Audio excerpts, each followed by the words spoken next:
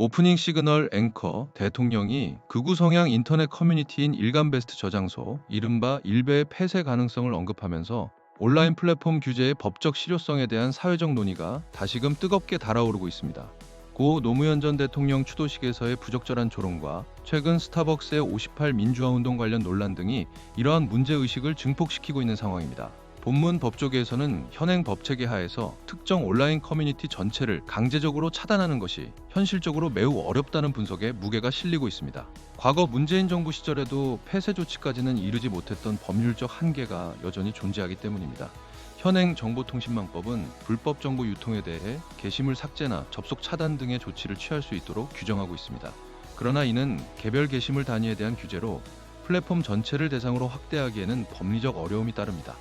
특히 웹사이트 전체를 차단할 경우 적법한 표현물까지 함께 제한될 가능성이 있어 헌법상 보장된 표현의 자유와 과잉금지 원칙 위반 논란을 야기할 수 있다는 지적이 꾸준히 제기되어 왔습니다. 과거 방송통신심의위원회 방심위 내부 규정상으로는 특정 사이트 전체의 불법 정보 비중이 70% 이상이어야 폐쇄 조치를 고려할 수 있었으나 이러한 기준을 충족하는 경우는 극히 드물었던 것으로 알려졌습니다. 이러한 법적 사각지대의 주요 원인으로는 현행법이 혐오 표현 자체를 직접적으로 규제하는 데 한계가 있다는 점이 꼽힙니다.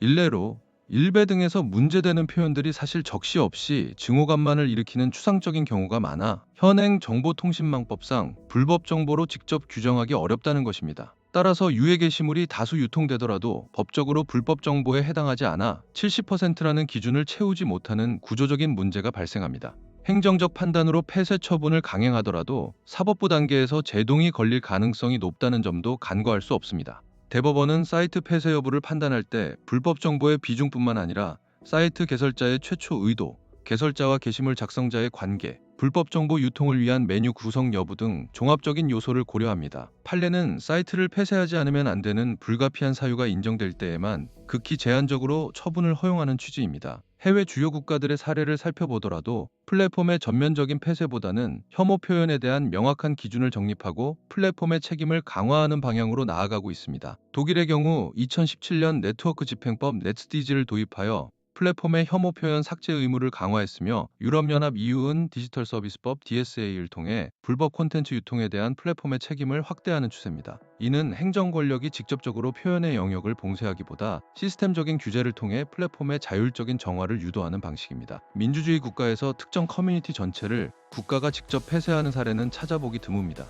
결론적으로 법조계에서는 플랫폼 자체의 폐쇄보다는 혐오 표현을 제도권 안으로 포괄하는 입법적 노력이 더욱 현실적인 대안이 될 수 있다는 지적이 나옵니다. 혐오 표현을 직접 규제하는 일반 법률이 부재한 상황에서 표현의 자유 논란으로 입법이 지연되고 있지만 혐오 표현이 사회에 미치는 해악을 고려하여 정보통신망법상 불법 정보 유형에 명시하는 법 개정 검토가 시급하다는 의견입니다. 더불어 단순히 처벌에 그치지 않고 혐오 콘텐츠가 유통되는 상업적 구조 자체를 개선해야 한다는 제언도 나왔습니다.